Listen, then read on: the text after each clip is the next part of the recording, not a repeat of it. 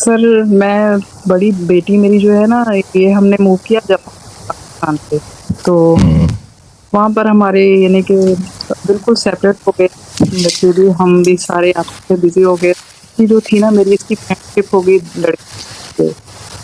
तो उसने इसको ना बिल्कुल हर चीज़ से मतलब ला-ताल्लुक़ कर दिया, हमारी फैमिली से भी और हर चीज़ से भी। 5-6 साल इनकी दोस्ती रही। हम भी ये काफ़ी उसके पीछे पड़ी रही, पहले वो इसके पीछे पड़ा रहा शादी के लिए इनसे रही, फिर इसने मुझे में एग्री किया। हम सारे पापा तक तो नहीं बात की, तब ना उस लड़के ने इसे इनकार कर दिया। पहले पूरी तरह इस पे मतलब मेंटली तौर पे पूरा। और इसको मैंने जब किसी बात पे मना करना, इसने ना अपने आप को कट्स लगाती थी ब्लेड वगैरह से, पूरी बाजुओं को। तो टाँगों पे, बाजू पे मैंने किसी बात पे मना करना, समझाना तो बिल्कुल भी नहीं समझती थी, और उसके जैसे हिसार में ना बंद हो गई है और बिल्कुल उससे निकल नहीं पाती। इसके अलावा उसे कोई इंसान चाहिए, ना माँ, ना बाप। मैं बिल्कुल हार गई। तो लड़के ने इसे बिल्कुल ख़त्म मतलब है ना, इसे इनकार कर दिया कि मैं नहीं तुमसे शादी कर, तुम आवारा हो, ये वो। मैं तुमसे बस टाइम गुज़ार सकता हूँ, तो शादी नहीं कर सकता ना। तो ये उस इंसान का सोच नहीं पाती ना, सोच ही नहीं सकती। तो इसने शादी भी हमें कहती, इसके कज़न का पता आया तो इसने ज़िद में उसे दिखाने के लिए निकाह भी कर लिया। हमसे ज़बरदस्ती ना, उसे कोई चैलेंज करना था, इसने समझाना था, तो इसने इस तरह शादी हमसे की। मुझे नहीं पता इस बात का। मैंने कहा ये शायद उससे नफ़रत खा के ना इस पे आई है।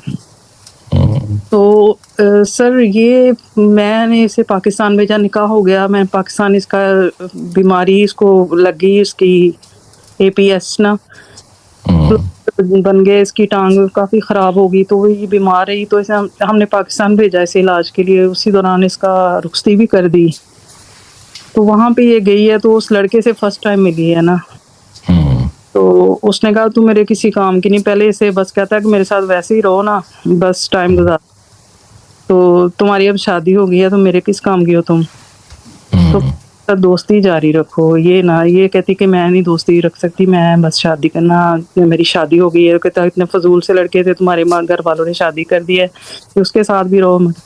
ये उसके पास गई हमें छोड़ के, उस लड़के को भी किस्म से छोड़ के गई। तो उसने ना इसे धुतकार दिया।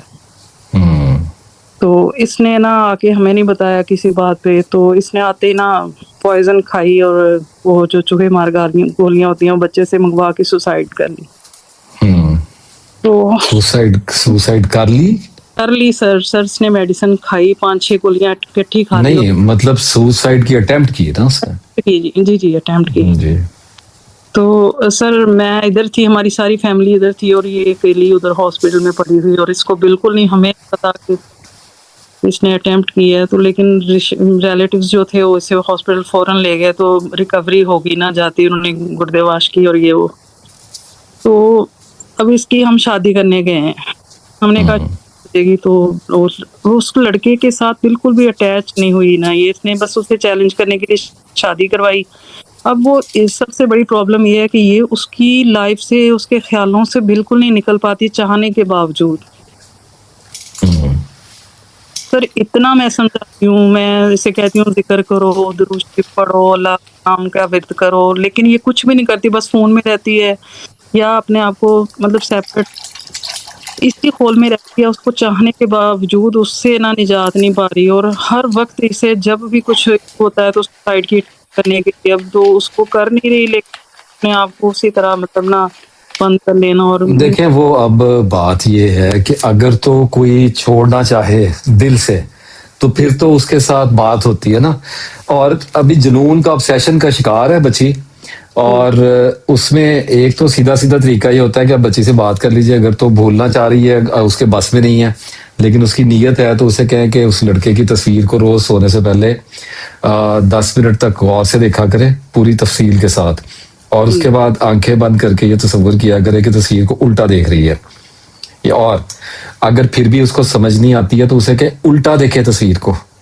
और उल्टा देखने के बाद 10 मिनट, 5 मिनट, 6 मिनट देखने के बाद जब आंखें बंद करे, तो थोड़ी देर के लिए शबीह रहती है उल्टी आंखों के सामने। तो ऐसे 40 दिन कर ले, तो थोड़ा सा ये है कि जहन उसकी जो वैल्यू है वो थोड़ी सी करता है। लेकिन इसके लिए सबसे इम्पोर्टेंट ये है कि कोई छोड़ना चाहता है कि नहीं चाहता। और अगर बिल्कुल उसके बस से बाहर बात है तो मैंने जाना है जी, इधर लाहौर मेरा विजिट है ईद के बाद। तो आप ऑफिस में रब्ता कर लीजिएगा, बच्ची को मुझसे मिलवाएं, इंशाल्लाह 1-2 घंटे में कोशिश करेंगे, बेहतर हो जाएगी अल्लाह के फजल से। तो बैठना पड़ेगा फिर बेटी के साथ। बहुत शुक्रिया सर, बहुत शुक्रिया। Most welcome. अल्लाह हाफिज। अल्लाह हाफिज।